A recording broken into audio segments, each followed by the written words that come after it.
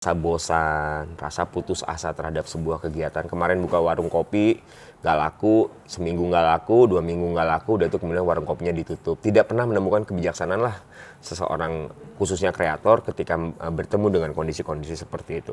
Yang seharusnya terjadi terhadap pola kreatif dari sebuah kejadian, contoh misalnya membuat coffee shop, minggu pertama tidak laku, dia akan mencari tahu caranya gimana agar orang bisa menikmati kopi ini. Bukan gimana caranya agar misalnya tempat gue menjadi rame. Dia lupa bahwa sebenarnya buka coffee shop itu adalah kita memiliki kemampuan untuk membuat kopi yang baik, sehingga semoga kopi ini bisa dinikmati oleh orang. Karena kopi ini enak banget dan segala macam. Karena tempat gue tuh nyaman banget, ada bangku, orang bisa duduk di sini, bisa santai-santai di sini dan segala macam. Dia melupakan hal tersebut sehingga menjampingnya kepada proses yang bahkan jauh lebih minim dibandingkan kata-kata kebijaksanaan. Dia jadi lupa bagaimana caranya membuat kopi yang enak. Dia menjadi lupa gimana caranya misalnya membahagiakan klien yang sebelumnya sudah datang atau tamu yang sebelumnya sudah datang karena tiba-tiba tamunya menjadi membeludak. Orang yang dulu bisa diservis sama dia dengan sangat baik, mas gimana ngobrol atau berbicara tentang coffee shop tersebut atau berbicara tentang kopi yang sedang ia nikmati, menjadi bergeser menjadi pola-pola lain gitu, pola-pola ekonomi, dicuekin akhirnya, besoknya dimarahin, besoknya kalau mau duduk nggak boleh lama-lama mas, di sini cukup 1 jam aja karena di sini pengunjungnya banyak dan segala macam.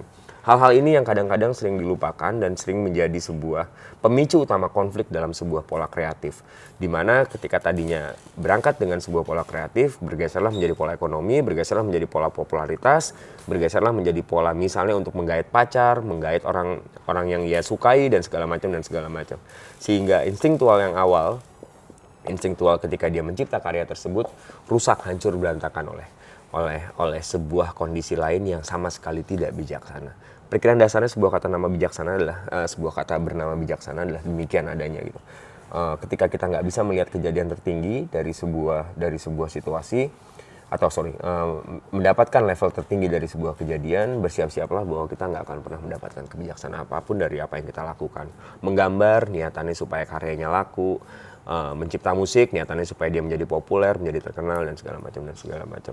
Hal-hal inilah yang patut kita sikapi, bahwa dunia kreatif sama sekali tidak pernah beririsan dengan yang namanya output. Dunia kreatif itu selalu berkaitan dengan yang namanya cara kita mengejawantahkan pola cipta, karya untuk mencapai kebijaksanaan kepada umat manusia yang jauh lebih baik, lebih tinggi derajatnya dibandingkan dengan nilai ekonomi dan segala macam. Ada pertanyaan lanjutan dari hal tersebut berupa misalnya bagaimana kita ingin mencipta karya kalau kita nggak bisa mendapatkan uang, atau misalnya kita nggak berhasil mendapatkan uang dari apa yang kita cipta gitu.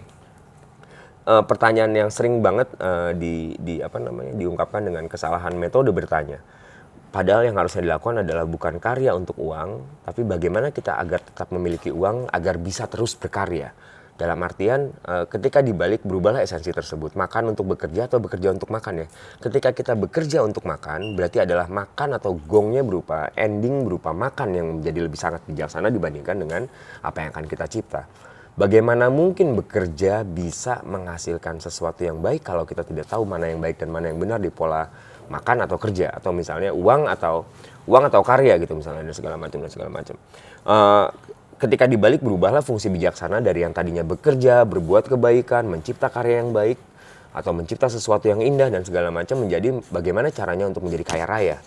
Bagaimana caranya supaya kita tetap bisa makan setiap hari gitu. Bagaimana caranya fungsi kita sebagai umat manusia yang berbeda dengan binatang jadi hilang saat itu juga gitu. Apa bedanya kita dengan binatang kalau emang pengen makan terus-terusan setiap hari? Atau apa bedanya kita dengan binatang dengan nafsu yang luar biasa itu, sehingga pengen setiap mendapatkan sesuatu pengen dapatnya lebih lagi. Tadinya udah ngerasa cukup dengan uang 100 juta gitu misalnya, dalam 1 tahun kita memiliki uang, atau dalam 1 bulan kita memiliki uang 2 juta saja sudah cukup untuk membeli makan, untuk membeli beras, untuk berbahagia setiap hari, bisa nanam pohon dan segala macam. Kita potong rezekinya dengan cara misalnya, wah nggak bisa nih dapat 2 juta terus nih setiap hari nih, gue pengen besoknya dapat 4 juta. besoknya pengen dapat 20 juta, besoknya pengen dapat 100 juta dan segala macam. Sehingga lupalah proses kreasi yang terjadi di belakangnya.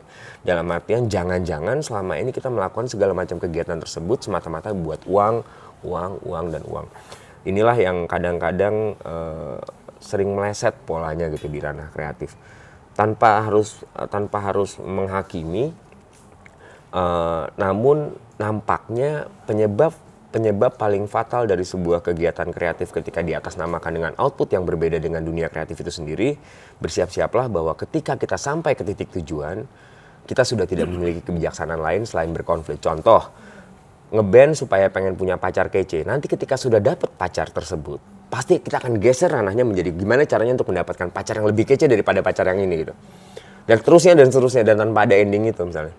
Saya punya uang 1 triliun. Dengan 1 triliun ini saya pengen bikin hotel. Karena niatan saya di awal dengan 1 triliun